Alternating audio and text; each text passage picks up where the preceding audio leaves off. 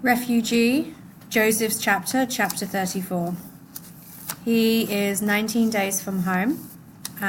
They are just outside Havana Harbour, and the last time we heard from Joseph, his world was falling apart and he didn't see any way to put it back together. Joseph's father was gone and his mother was unconscious. Joseph wished he was invisible. Once the rest of the passengers discovered who had jumped overboard yesterday, everyone stopped to tell him how sorry they were, how everything would be okay. But how could it be okay? How could it ever be okay? Joseph stood at the rail on A deck where his father had jumped. Down below, the sea was no longer empty. It was dotted with little motorboats and rowboats. Some carried reporters shouting up questions and trying to get pictures of the ship. Other boats offered up bunches of fresh bananas and bags of coconuts and oranges. Passengers on C deck threw money down, and the fruit was passed up the ladder by the Cuban policemen guarding the top and the bottom. Lately, though, the boats were full of relatives of people on board. Mostly men. They had come ahead to Cuba to get jobs and find places for their families to live. One man brought the same little white dog every day and held it up for his wife to wave to. The boats with relatives came close enough for their families to yell back and forth a little, but they couldn't get any closer. Thanks to Joseph's father, a handful of Cuban police boats now surrounded the St. Louis. They kept the rescue ships at a distance and watched for anyone else who tried to jump for freedom or death. Pretty sure that Joseph's dad wasn't trying to jump to freedom. At night, the Cuban police boats swept the hull with searchlights, and the St. Louis crew members, on the captain's orders, patrolled the decks on suicide watch. "Evelyn, there he is! There's Papa!" Renata cried. She stood a few paces away from Joseph down the rail, trying to point out one of the little rowboats to her sister. "Where? I don't see him," Evelyn whined. Joseph was more interested in the small police boat that had navigated its way through the flotilla and was pulling up to the St. Louis. Anytime they had a visitor now, it was cause for conversation, and soon word spread throughout the ship that the boat had brought the Cuban policeman who had saved Joseph's father. Joseph ran down to fetch his mother and sister, and together they hurried to the social hall, where a group of passengers and crew gathered to give the Cuban policeman a hero's welcome.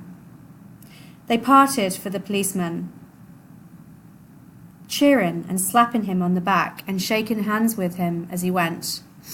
It was the first time he had been back to the ship since jumping overboard to save Joseph's father, and Joseph and his family strained to get a good look at him over the heads of the other passengers. Joseph's mother cried and put her hand to her mouth, and Joseph felt a surge of affection for the policeman. This was the man who had saved his father's life. The policeman seemed genuinely flattered and surprised by all the attention. He was a short, stocky man with olive skin, a wide face, and a thick moustache. He wore blue pants, a grey shirt with epaulets on the shoulder, and a matching grey beret. Around his waist was a leather belt with a nightstick and holster hanging from it. His name, they were told, was Mariano Padron. Captain Schroeder arrived to thank Officer Padron on behalf of the passengers and crew. Joseph felt a ripple of tension spread throughout the room. Joseph had seen the captain less and less as the hot days of waiting at anchor dragged on, and he wasn't the only passenger who had noticed. But they were there to celebrate Officer Padron, not badger the captain about why they were still on the ship. The mood became happy again when the policeman was presented with a gift of 150 Reichsmarks that had been collected from grateful passengers. Reichsmarks was the currency in Germany at the time. Later became Deutschmarks, later became the euro. Officer Padron was stunned, and so was Josef. 150 Reichsmarks was a lot of money, especially for people who might need that money later to pay for visas and entrance fees. Officer Padron tried to refuse the money, but the passengers wouldn't hear of it. "I was just doing my job," Officer Padron told the audience through a translator. "But I will never forget this. I will never forget any of you. Thank you." The passengers applauded again, and while many of them turned their attention to the captain to ask him for a status report, Josef and his mother and sister pushed forward to talk to the policeman. Officer Padron's eyes lit up at the sight of Josef's mother. He said something in Spanish, and the passenger who had spoken for him in front of the crowd smiled and translated his words. "Senora, your father was a thief?"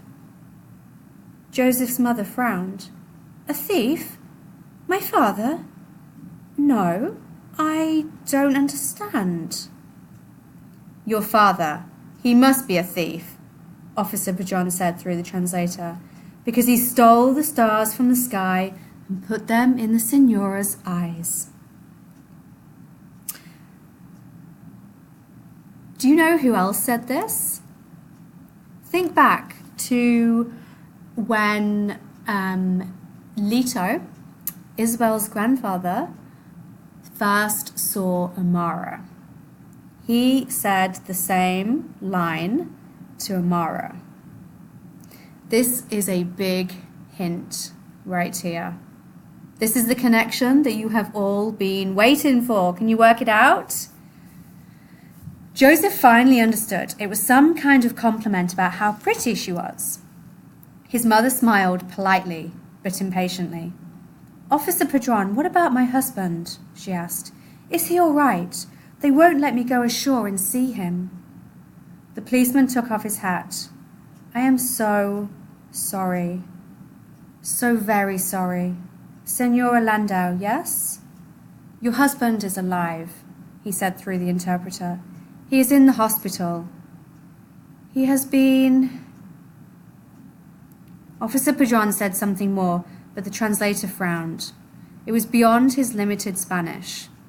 Officer Padron could see his confusion, and he pantomimed what he meant by turning his wrists upside down, closing his eyes, and lolling his head back like he was asleep. "Sedated," Mama said. There was pain in her voice. Josef knew she blamed herself. The whole reason her husband was gone was because she had been sedated and unable to stop him. Officer Padron nodded.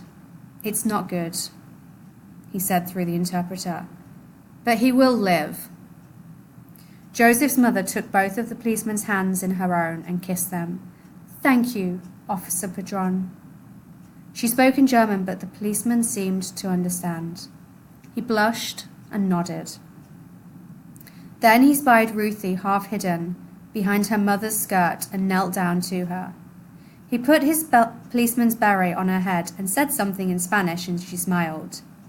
"He says you're the policewoman now," the translator said. "He'll be the criminal. You must catch him."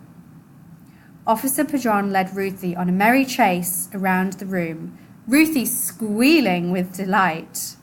Josef's mother laughed through a sob. It was the first time Josef had heard her laugh or seen her smile in months. Officer Padron let Ruthie catch him, and he plucked the hat off Ruthie's head and put it on Josef's head, speaking in Spanish again. "He says it's your turn," the translator said. "Oh, no," Josef said. He waved a hand to make sure the policeman understood. He wasn't in the mood for fun and games. And besides, he was too old for that kind of thing. Officer Padron tapped Josef's chest with the back of his hand, urging him to play. He says he is the passenger, the translator said. Officer Padron raised himself up in mock anger and spoke in Spanish. You! Senor policeman, the translator said. When will we leave the ship? The happy mood suddenly disappeared. Josef and his family and the translator all looked at each other, awkwardly. Officer Padron had only meant to mimic what everyone else asked him all the time, but the question made Josef sag. It felt like they were never going to get off this ship. Officer Padron realized his mistake immediately and looked anguished at having brought it up. He nodded in sympathy. Then, in unison, he and Josef spoke the answer all the Cuban guards always gave. Mañana.